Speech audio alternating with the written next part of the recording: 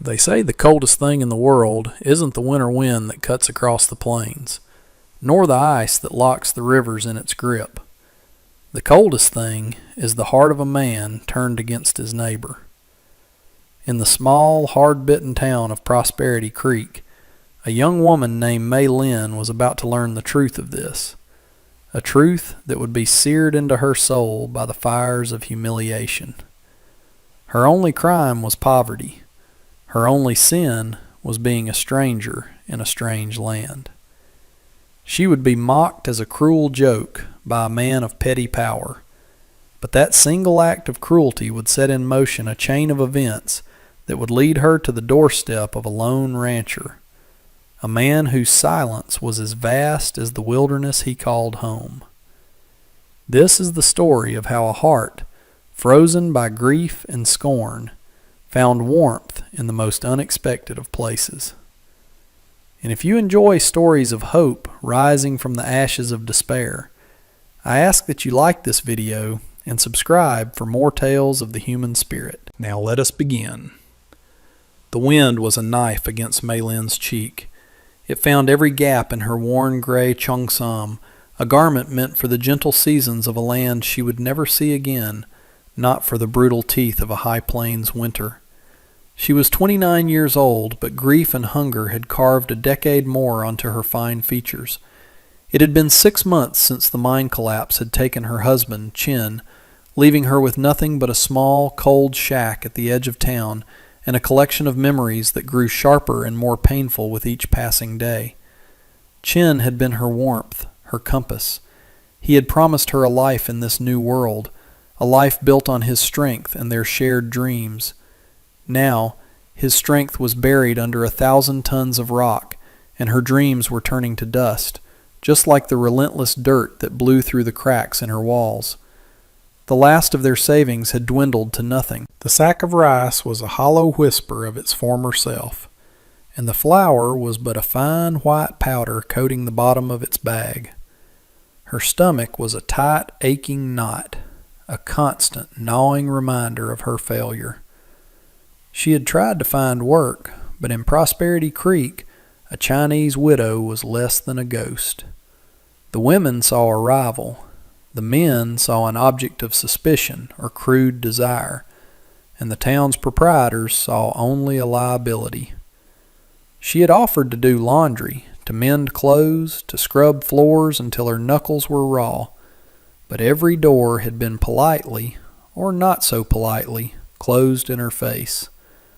The town was a wall of stony-faced indifference, and she was breaking herself against it.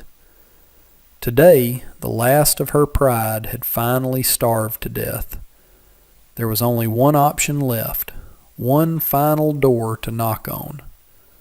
Silas Croft's Mercantile, the only purveyor of goods for 50 miles, a place that held the power of life and death in its dusty ledger books. To ask for credit was to beg, to place your fate entirely in the hands of a man whose generosity was as barren as the winter landscape.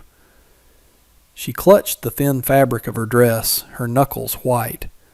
She could still hear Chin's voice, full of pride, telling her they would never bow their heads to any man. But Chin was gone, and his pride could not fill her belly.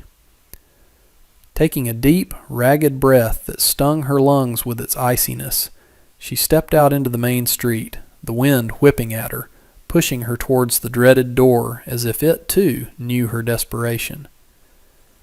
The bell above the door of Croft's Mercantile gave a thin, joyless jingle as May Lynn entered, bringing a gust of frigid air with her. The warmth inside was a shock, thick with the smells of cured meats, pipe tobacco, molasses, and dust. It was the scent of life, of abundance, and it made her own emptiness feel all the more profound. A few other customers milled about, a pair of ranchers arguing over the price of barbed wire, a woman in a severe bonnet carefully inspecting a bolt of calico. All conversation ceased the moment they saw her.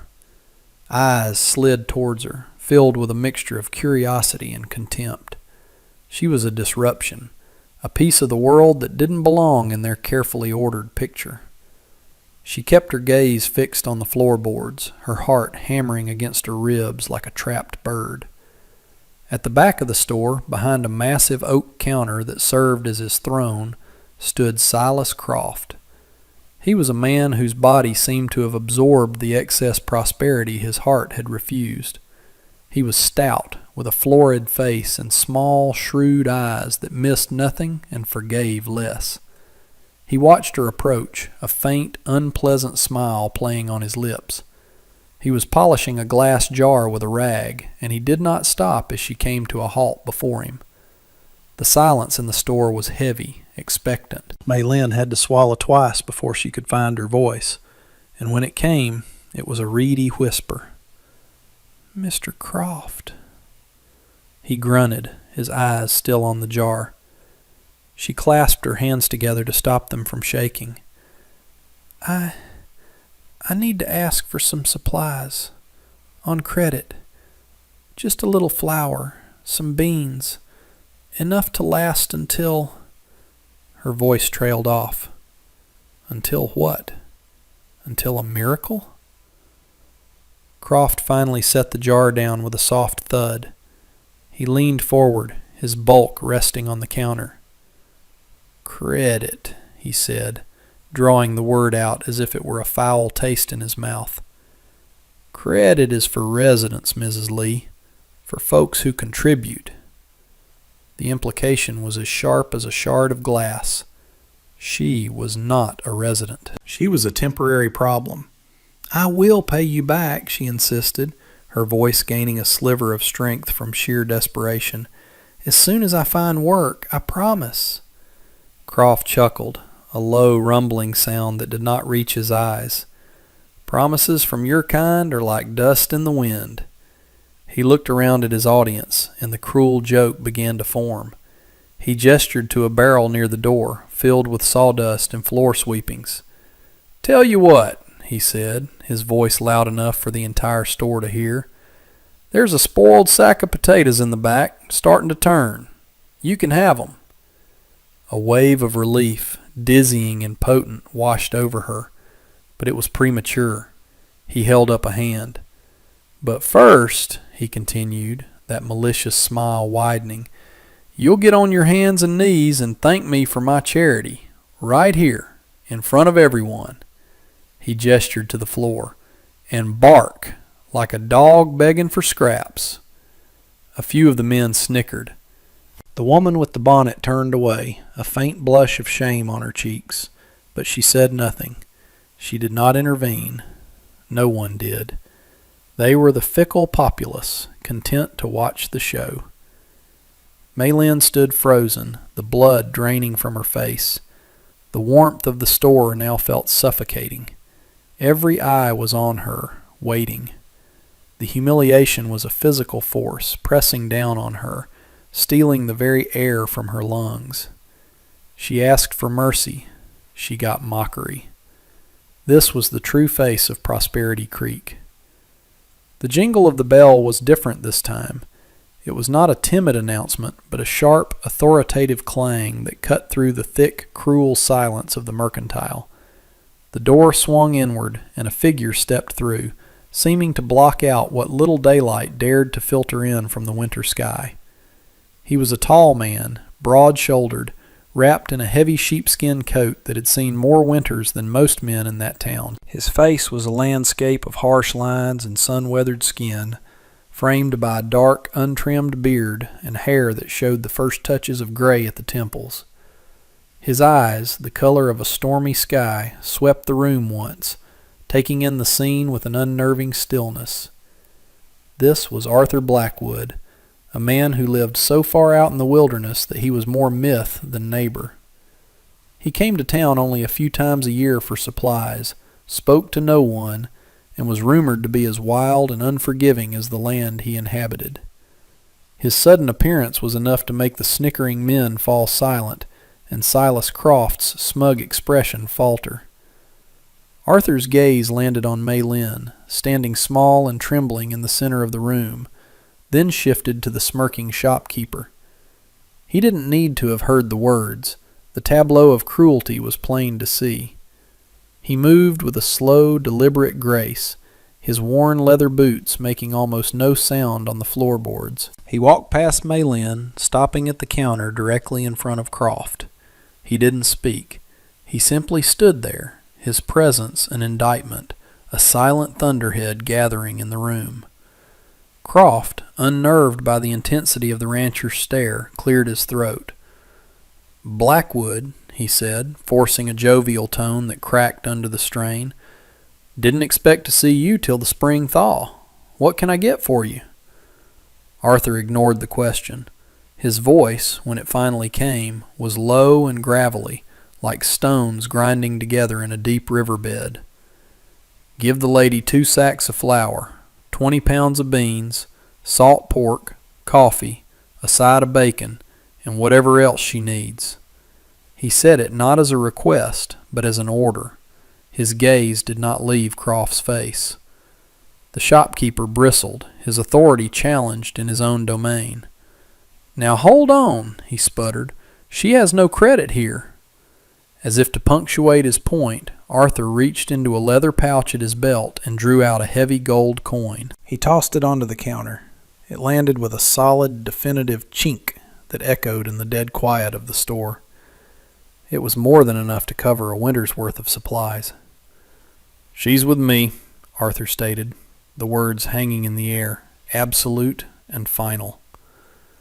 The townsfolk stared, mouths agape. Silas Croft's face cycled through disbelief, anger, and finally, avaricious compliance as he eyed the gold. His cruel game was over. Arthur turned his head slightly, his stormy eyes finding Maylin's. "Get what you need," he said, his tone still gruff, devoid of any overt kindness, yet it was the most compassionate thing she had heard in months. She could only stare back, her mind struggling to comprehend this sudden, impossible rescue from the depths of her despair. Maylin, moving as if in a dream, gathered the items Arthur had listed. Her hands fumbled as she lifted a sack of flour, her arms weak from hunger, but she refused to show it. She added dried apples, a tin of lard, and matches to the growing pile on the counter, a mountain of sustenance she hadn't dared to imagine just minutes before. Silas Croft rang up the total, his movements sullen and jerky, his eyes darting between the gold coin and Arthur's implacable face. He shoved the change across the counter, which Arthur ignored completely. The rancher loaded the heavy sacks into 2 large canvas bags with an ease that spoke of immense, practical strength. He slung one over his shoulder and handed the other, lighter one, to Maylin. "Come," he said, his only word of instruction, and turned towards the door. As they stepped outside, the cold was even more bitter than before. The sky had lowered, a bruised, heavy ceiling of gray clouds that promised a storm. The wind howled through the street, carrying the first stinging flakes of snow. Arthur's horse and a pack mule were tied to the hitching post, their coats already dusted white. He efficiently secured the supplies to the mule, his movements precise and economical. Maylin stood by, clutching her bag, feeling utterly lost. "Thank you," she said, the words almost stolen by the wind. "I will repay you. I will work."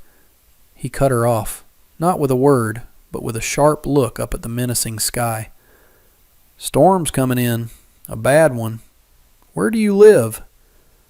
She pointed a trembling finger towards the edge of town, to the dilapidated shack that was barely more than a windbreak. He followed her gesture, his eyes narrowing. He looked at the shack, then at her thin, inadequate dress, and then back at the roiling sky. He seemed to be making a calculation, weighing probabilities of survival. The wind tore at them, a physical assault, and the snow was beginning to fall in earnest, no longer drifting, but driving horizontally. A decision was made. "You're not staying there," he stated, his voice a low rumble against the rising shriek of the wind. "You won't last the night. You're coming with me." It was not an invitation. It was a command born of grim necessity. Before she could process his words or protest, he had untied his horse, a powerful roan that stood impassively against the gale. He swung himself into the saddle with fluid motion, then reached down a large gloved hand to her. "Up," he ordered. Hesitation warred with the instinct for survival. To go with this strange, silent man into the wilderness was a terrifying prospect, but to stay was to freeze, to let the charity of a stranger be for nothing. The memory of the mercantile, of the cold eyes and mocking laughter, was still a fresh wound. There was no safety for her here. There was only the storm and this man who seemed a part of it. She took his hand. It was rough and strong, and it closed around hers, lifting her up behind him onto the horse as if she weighed nothing.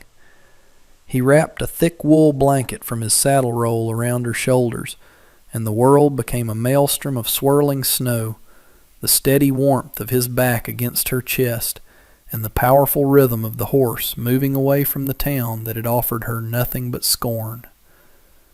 The journey was a battle against a world that had turned to a frenzy of wind and white. Prosperity Creek vanished behind them in moments, swallowed by the blizzard. There were no landmarks, no horizon, only the churning chaos of the storm. The wind screamed in Maylin's ears, a physical manifestation of nature's rage, and the snow drove into her face like 1,000 tiny needles. She buried her face in the rough fabric of Arthur's coat, the scent of leather, pine, and cold air filling her senses. The blanket he had given her was a godsend, but the cold was a relentless predator, seeping into her bones, making her teeth chatter uncontrollably. She wrapped her arms around his waist, clinging to him not out of familiarity, but out of a desperate need for an anchor in the howling void. He was a solid, unmoving presence, a human mountain against which the storm broke. She could feel the tension in his body as he navigated, his shoulders set, his head bent against the onslaught. He seemed to be reading the land by instinct, guided by an internal map invisible to her. Hours blurred into a single, unending trial of endurance. The rhythmic plodding of the horse and mule was the only constant. There were no words between them. Speech would have been devoured by the gale. The world was reduced to pure sensation, the biting cold, the roar of the wind, the burning in her lungs, and the steady, living warmth of the man in front of her. At one point, her grip began to slacken, her mind numb with cold and exhaustion, a dangerous lethargy creeping over her. She felt herself begin to slip. Instantly, his arm shot back, his hand closing firmly over hers, holding her in place. He didn't turn or speak, but the message was clear. Stay awake. Hold on. The simple, raw strength of his grip was a lifeline, pulling her back from the edge. It was an act of pure, unadorned protection that resonated deeper than any comforting word could have. The darkness fell not with a gentle fade, but like a heavy curtain dropping, making the swirling snow seem even thicker. They were moving through a landscape of ghosts and shadows. Maylin had lost all sense of time and direction. Her hope had begun to fray, the thought that they were simply wandering in circles to their doom, a cold certainty in her mind. Then, through the din, she smelled it. Faint at first, then stronger. The scent of wood smoke. It was the most beautiful smell she had ever encountered, a promise of shelter and fire. A short while later, a shape coalesced out of the gloom, the dark, sturdy silhouette of a log cabin, with a single golden eye of a window glowing against the oppressive dark. A plume of smoke was being torn from its stone chimney by the wind. They had arrived. Arthur slid from the horse, his legs steady despite the long ride. He reached up and she practically fell into his arms, her own legs too numb and weak to function. He held her for a moment, steadying her, before leading her towards the warm, glowing light of the door, his hand a firm pressure on her back, guiding her out of the storm and into a world she never could have imagined. The heavy wooden door closed with a solid, definitive thud, shutting out the storm's fury. The sudden silence was a shock, broken only by the crackle and hiss of a fire burning brightly in a large stone hearth across the room. The warmth was immediate and overwhelming, a physical presence that seemed to push the deep, aching cold from Mei Lin's bones. The cabin was a single large room, impeccably clean and ruthlessly practical. A sturdy bed was built into one wall, covered with thick furs. A simple wooden table and 2 chairs sat near the fire. Shelves lined another wall, neatly stacked with tins, jars, and supplies. There were no decorations, no photographs, nothing to speak of the man who lived here beyond the bare essentials of survival. Yet it was the most beautiful place she had ever seen.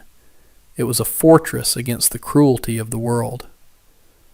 Arthur gestured towards the fire. "Get warm," he said, his voice still that low, rough sound, but the command was laced with an undeniable concern. He shrugged off his heavy coat, hanging it on a peg by the door, and began to unpack the supplies with the same efficiency he did everything else. Mei Lin stumbled towards the hearth, her frozen limbs clumsy and disobedient. She held her hands out to the flames, so close she could feel the skin sting, and a wave of painful pins and needles shot through her fingers as they began to thaw. A sob caught in her throat, a mixture of relief, pain, and overwhelming gratitude. She sank to her knees on the rugged plank floor, the heat washing over her face. She felt, rather than saw, Arthur approach. He placed a steaming tin mug into her trembling hands. It was filled with hot, black coffee, strong and unsweetened. The raw heat of it was a shock, but it sent a tremor of life through her core. She drank it greedily, not caring that it scalded her tongue. When she looked up, he was ladling a thick, savory stew from a pot suspended over the fire into a wooden bowl. He handed it to her with a spoon. It was simple food, venison and root vegetables, but to her it was a feast. She ate, the first real food she'd had in days, and with each spoonful she could feel strength returning to her body, feel the tight knot of fear in her stomach finally begin to unclench. He watched her, not with pity, but with a quiet, steady attentiveness, his stormy eyes reflecting the firelight. When she was finished, he took the empty bowl and handed her a folded bundle of cloth. "Your clothes are soaked. You'll catch your death. These'll be too big, but they're dry." It was a man's long undershirt and a pair of wool trousers.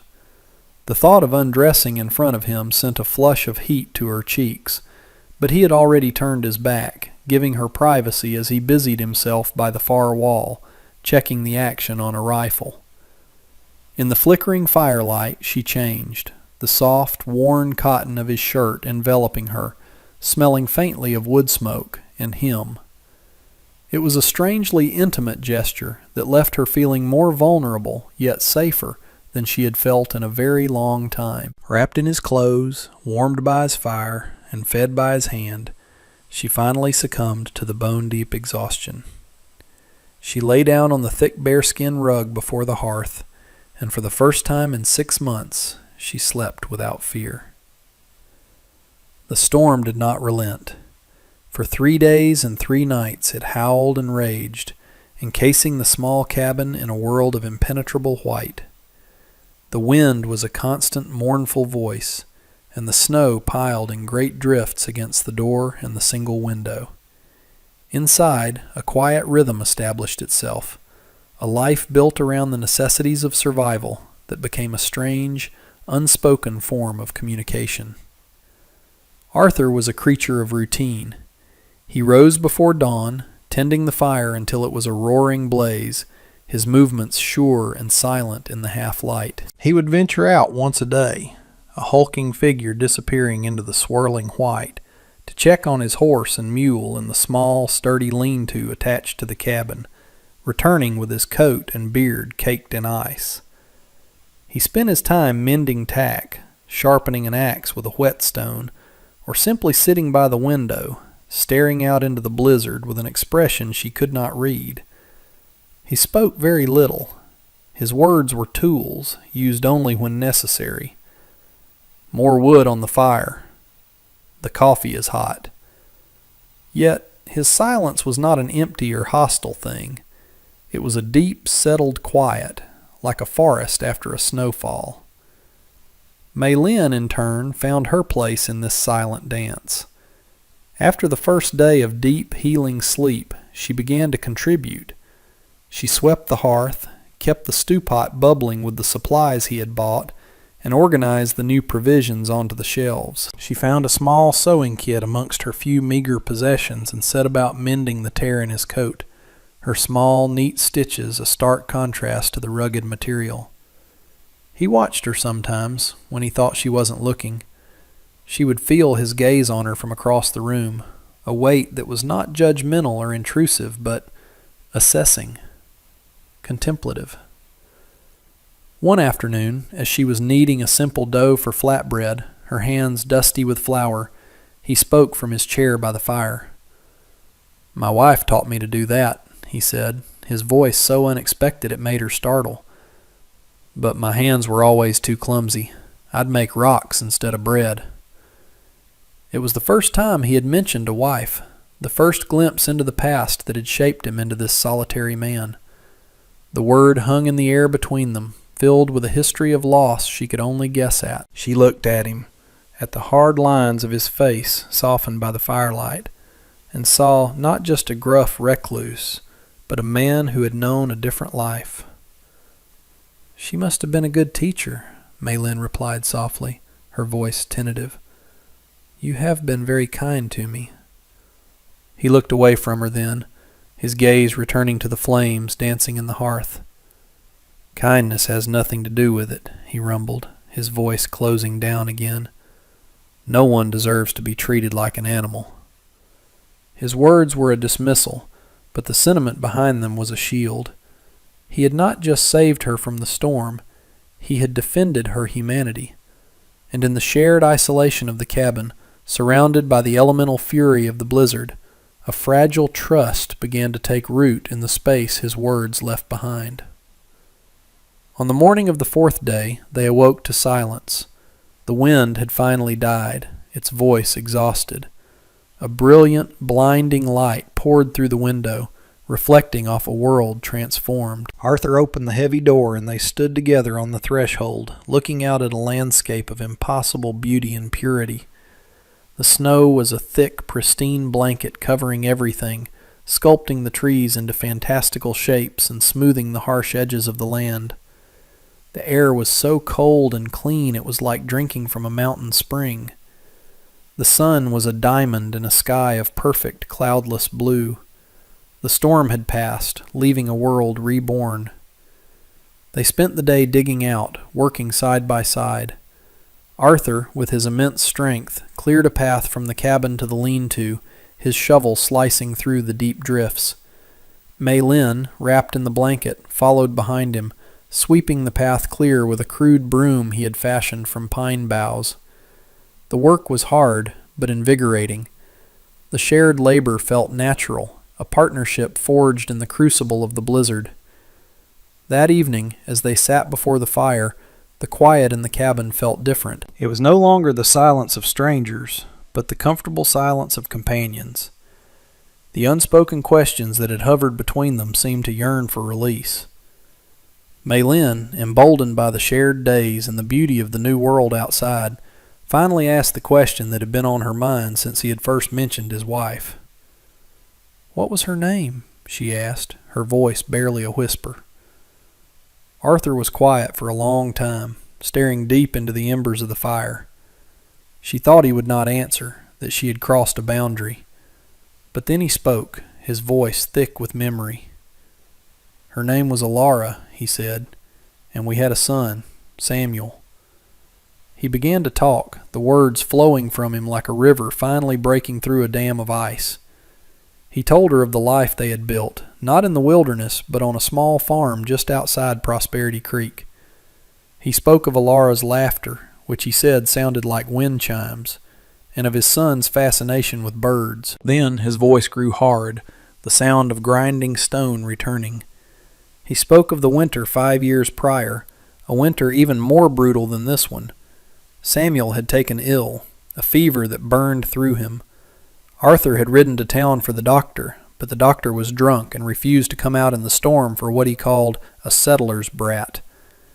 Arthur had begged, had offered every cent he had, but the man had laughed in his face. By the time he returned with medicine from Croft's store, it was too late. Ilara, her spirit broken by the loss of her child, had simply faded. She had followed her son into the snows of winter less than a month later. "I buried them myself," he finished, his voice raw, "on the hill overlooking the farm. Then I sold the land, left that town and its cold hearts behind, and came here. I found more humanity in these woods than I ever did down there." Maylin listened, her own grief a mirror to his. Tears streamed down her face, not just for him, but for her own lost love, for the shared experience of having a heart torn in two by the cruelty of fate and the indifference of men. She reached out, her small hand covering his large calloused one where it rested on his knee. He did not pull away. He simply turned his hand over and laced his fingers through hers. And in that simple touch, two solitary worlds, each locked in its own winter of grief, finally began to thaw. Spring arrived as a slow, determined miracle. The world dripped and thawed, the great blanket of snow receding to reveal the sleeping earth beneath. The first green shoots pushed their way through the mud, and the birds returned, filling the air with their territorial songs. In the months that had passed since the great blizzard, the cabin had transformed from a temporary shelter into a home. The quiet rhythm of survival had deepened into the quiet rhythm of a shared life. Arthur and Maylin had fallen into a pattern of mutual reliance and gentle affection. She learned the language of his silences, and he learned to read the emotions in her expressive eyes. She brought a softness to the cabin's harsh edges, planting a small herb garden in a patch of sun by the door. He began to smile again, a slow, rare thing that creased the corners of his eyes and made him look years younger. The grief they both carried did not disappear, but it was no longer a solitary burden. They carried it together, and the load was lighter for it. A touch of hands while passing a plate, a shared look across the fire, a quiet moment watching the sunset from the cabin steps. These became the words of a love story written not in ink, but in action. But their sanctuary was not a world unto itself. The supplies he had bought in a fury of righteous anger were dwindling. The day came when they both knew, without saying it, that they had to go back. Back to Prosperity Creek. The thought was a cold stone in Maylin's stomach. Arthur saw the fear in her eyes. He took her hands in his. "You are not the same woman who left that town," he said, his voice firm, "and you will not go back alone." He was right. She was not the same. The frail, desperate widow was gone, replaced by a woman who had survived a blizzard, who had learned to live in the wild, and who had found a strength within herself she never knew she possessed. She met his gaze, her own resolve hardening. "No," she said, her voice clear and strong. "We will not." The ride back was under a brilliant blue sky. The world was alive with color and sound, a stark contrast to the terrifying monochrome journey that had brought her here. They rode side by side, Arthur on his roan and Maylin on the pack mule, which now walked with a lighter step. As they approached the town, she could see the familiar, dusty street, but this time she did not lower her eyes in shame. She sat up straight, her gaze fixed forward. Their arrival did not go unnoticed. People stopped and stared. Whispers followed them like a trail of dust. The sight of the solitary rancher, Arthur Blackwood, riding into town with the Chinese widow they had all but forgotten, was a spectacle.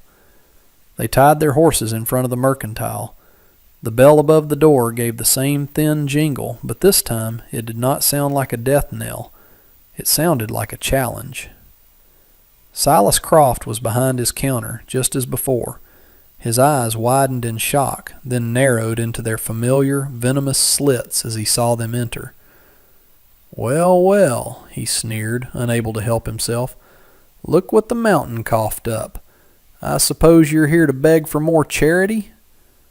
Before Arthur could even move, Maylin stepped forward.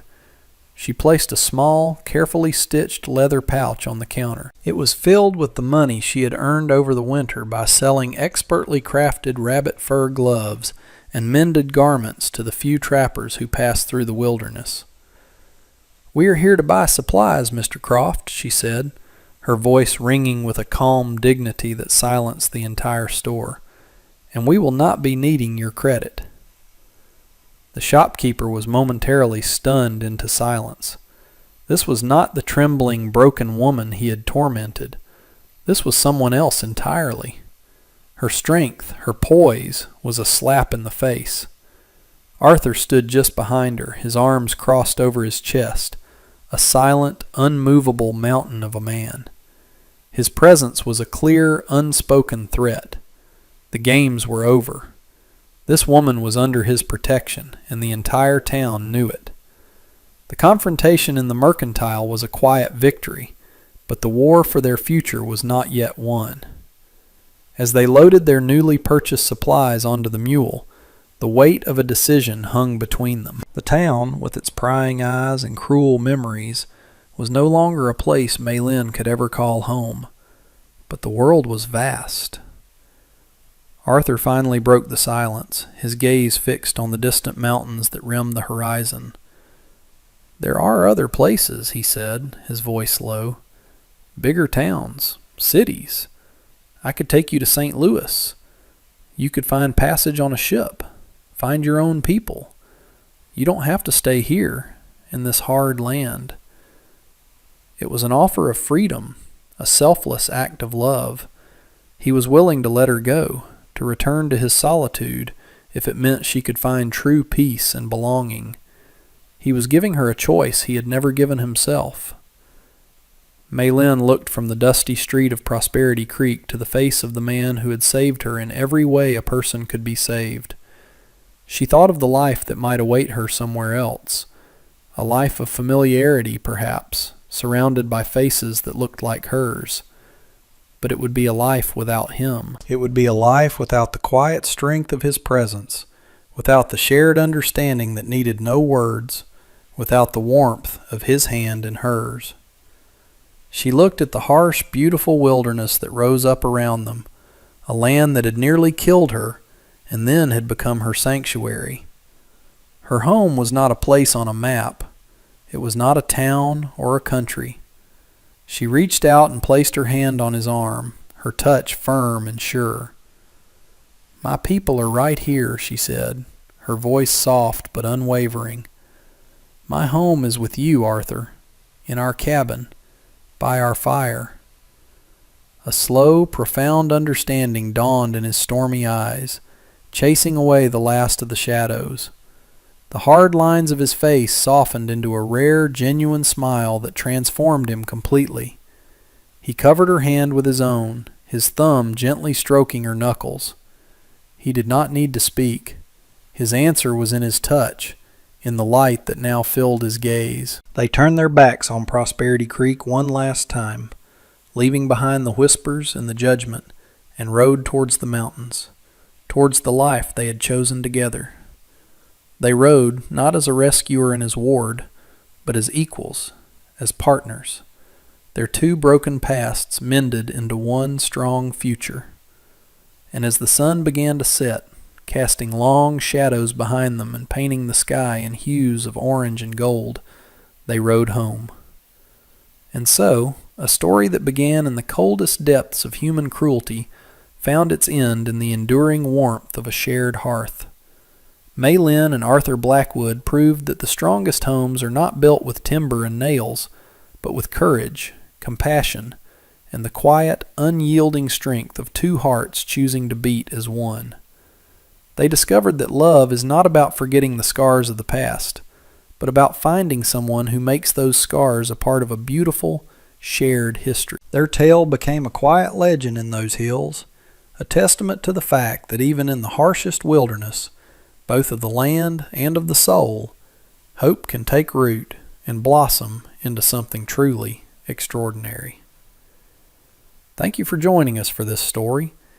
If their journey from despair to devotion moved you, please show your support by liking this video, subscribing to the channel for more inspirational tales, and leaving a comment below to let us know what you thought. Until next time, may you always find warmth in the cold.